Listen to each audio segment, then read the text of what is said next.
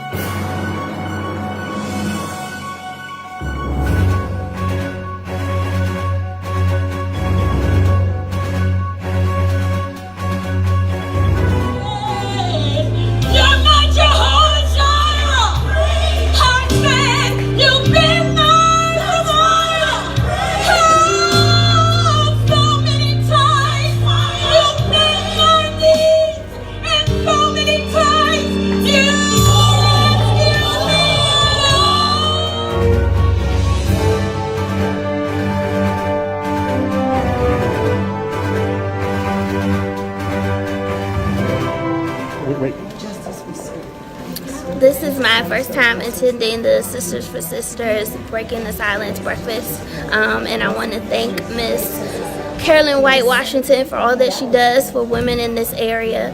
I was definitely moved and definitely encouraged and empowered to support the women and families in this area who are victims and getting them to survivorship.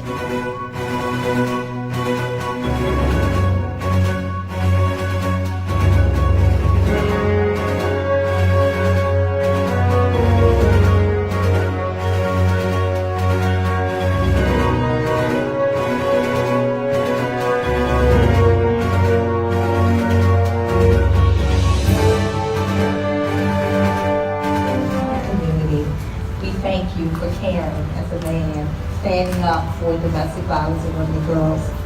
Please share. You have a minute. First off, I want to thank everyone for coming out for this domestic violence. Domestic violence is something that is really true to me, because domestic violence is something that... First off, I want to thank everybody for coming out. This is truly an experience that needs to be done.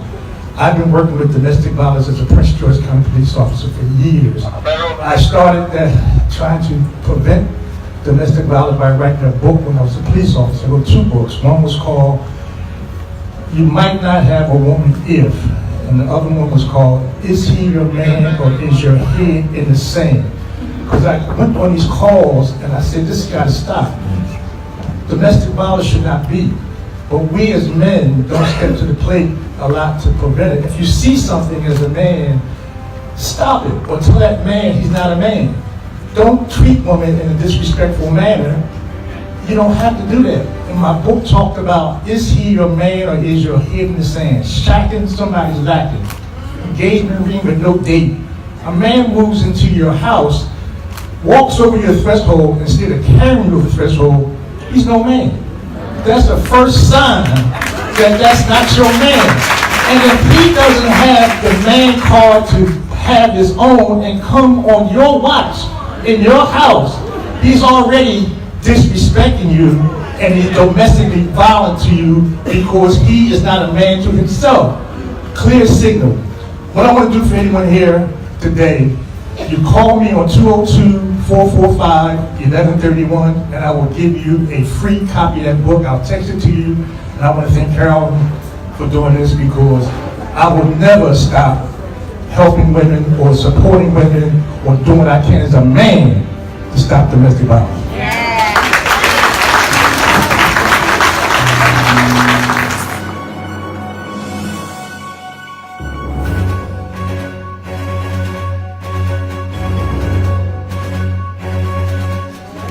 What do you think about Silent Tears? I think Silent Tears is so important because it helps us to break the silence about violence and about abusive relationships. And for too long, people have suffered in silence. So we need to come away from that silent suffering.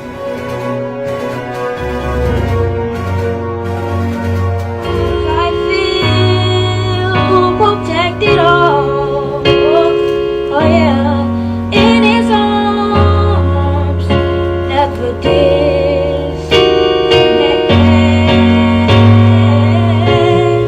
In his arms, I feel protected. There's no place I'd rather be.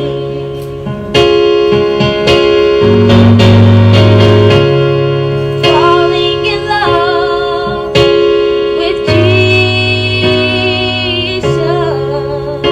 Oh yeah. Falling in love with Jesus.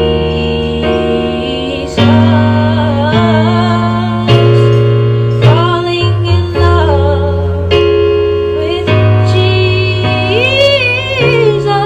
It's the best thing I ever done.